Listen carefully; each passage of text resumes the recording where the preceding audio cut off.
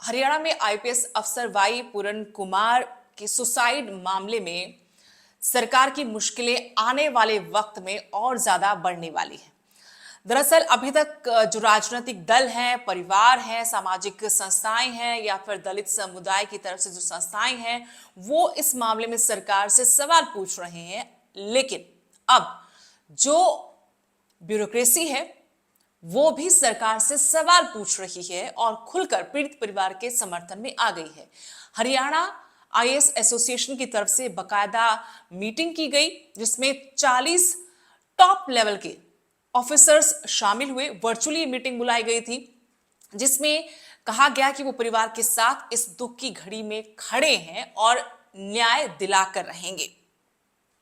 बहुत सारे IPS IAS हैं, उनकी भी चंडीगढ़ में मीटिंग हुई थी और सीक्रेट मीटिंग थी। उसमें भी यही फैसला हुआ कि आईपीएस वाई पूरन कुमार को न्याय मिलना चाहिए। सिस्टम के अंदर जो दीमक लग गई, जो गंदगी है, चाहे वो जातीय तौर पर हो या फिर करप्शन के रूप में हो, जो कुछ अधिकारी ग्रुप बनाकर या अपने रौब के चलते, अपनी वर्दी के चलते, अपने रैंक के चलते अपने जूनियर ऑफिसर्स के साथ बुरा बर्ताव कर रहे हैं, उनका उत्पीड़न कर रहे हैं, उनके खिलाफ अब मुखर होकर बात रखनी चाहिए। वरना ऐसे ही आए दिन या फिर अभी जो हुआ है वाई पूरन कुमार के साथ, कल को किसी और के साथ भी हो सकता है, ऐसी नौबत किसी और के साथ भी आ सकती है। अब जो आईएएस खेमा है, जो एसोसिएशन है, वो इसमें पूरी तरह से एक्टिव हो गया है।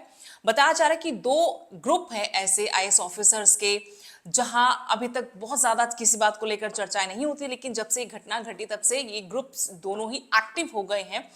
इसमें भी 2 तरह के लोग हैं जो अधिकारी हैं। एक तो है चंडीगढ़ सचिवालय के टॉप लेवल के जो अधिकारी हैं वो, और बाकी जो निचले अधिकारी हैं, आईएएस अधिकारी हैं। तीसरा एक और मैं जिक्र करना चाहूंगी, जो स्टेट लेवल के अधिकारी हैं वो भी खुलकर समर्थन दे चुके हैं। लेकिन सचिवालय के जो टॉप ब्यूरोक्रेसी है वो भी मुखर होकर अपनी बात रख रहे हैं, वो भी पीड़ित परिवार के साथ है, वो भी डीजीपी शत्रुजीत कपूर के खिलाफ है। वो भी चाहते हैं कि डीजीपी को हटाया जाए, रोहतक एसपी के खिलाफ भी सख्त कार्रवाई की जाए और इस बीमारी को, जो बीमारी आईपीएस वाई पूरन कुमार की मौत के साथ जग जाहिर हुई है, इस पर अब नकेल कसी जानी चाहिए, इसको यहीं पर खत्म किया जाना चाहिए। वरना और अधिकारी इसी तरीके से अपनी जान देने के लिए मजबूर ना हो जाए। तो ऐसे में अभी ये वक्त है और मुखर होकर अपनी बात रखी जा रही। बकायदा आईएएस अधिकारी अब सोशल मीडिया के जरिए भी अपनी बात रख रहे हैं और आने वाले दिनों में सरकार के लिए अगर जल्दी से इस मामले में कोई ऐसा कदम नहीं उठाया गया जिससे परिवार संतुष्ट हो, जिससे बाकी लोग संतुष्ट हो, तो ये मामला हाथ से निकल सकता है, सरकार के हाथ से ये मामला निकल सकता है। काफी संवेदनशील ये मुद्दा बन चुका है।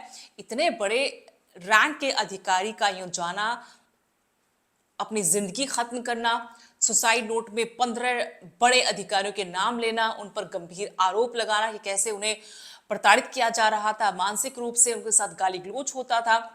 और क्योंकि अब उनको अच्छी जगह पोस्टिंग हो गई तो ये बात बहुत सारे लोगों को हजम नहीं हो रही थी, इसलिए उनके खिलाफ षड्यंत्र रचा गया। रिश्वत केस में उनको फंसाने की कोशिश की गई, जिसमें डीजीपी का नाम उन्होंने कहा कि बकायदा वो इसमें शामिल हैं। उन्होंने उनसे अप्रोच करने की कोशिश भी की थी लेकिन कहीं सुनवाई नहीं हुई। एसपी जो रोहतक है उनसे भी उन्होंने बात करने की कोशिश की लेकिन उन्होंने फोन ही नहीं उठाया। तो ये कोई छोटा मामला नहीं है, बहुत बड़ा मामला है और इसमें एक सच्चाई कम से कम बाहर आई है, जिसको हम कहते हैं कि आईएएस ऑफिसर, आईपीएस ऑफिसर, इससे बड़ी क्या नौकरी हिंदुस्तान में होगी। लेकिन वहां पर भी अगर इस तरह की दीमक है, चाहे वो जातीय रूप हम इसको कह दें, कि जो संकीर्ण मानसिकता अभी भी हमारी है, जातिगत रूप से उच्च जाति निम्न जाति को लेकर जो हमारी मानसिकता है, अगर ये अधिकारियों के अंदर भी इस कदर है तो बहुत चिंता का विषय है। संविधान हमें सबको एक समान मानता है, लेकिन अगर कामकाज में वो भी आईपीएस अधिकारियों के लेवल पर जाकर इस तरह से बर्ताव होता है, जातियां देखकर अगर किसी को टारगेट किया जाता है, किसी की जाति देखकर, तो बहुत दुर्भाग्यपूर्ण है। और अब क्योंकि ये मुद्दा बाहर आया है तो जो बाकी अधिकारी हैं उनको भी बोलने का मौका मिला है, उनको भी लगता है कि अब अगर नहीं बोले तो फिर बात बहुत दूर चली जाएगी और अब मुखर होकर बोलना चाहिए, इस मुद्दे को उठाना चाहिए। तो व्हाट्सएप जो ग्रुप हैं वो एक्टिव हो गए इस मामले में। अब देखना ये कि आगे क्या इस मामले को लेकर कोई बड़ा कदम उठाया जाएगा, लेकिन फिलहाल तो ये कि आईएएस आईपीएस अफसर डीजीपी के खिलाफ हैं और मृतक आईपीएस पुरन की पत्नी के समर्थन में उतर आए हैं।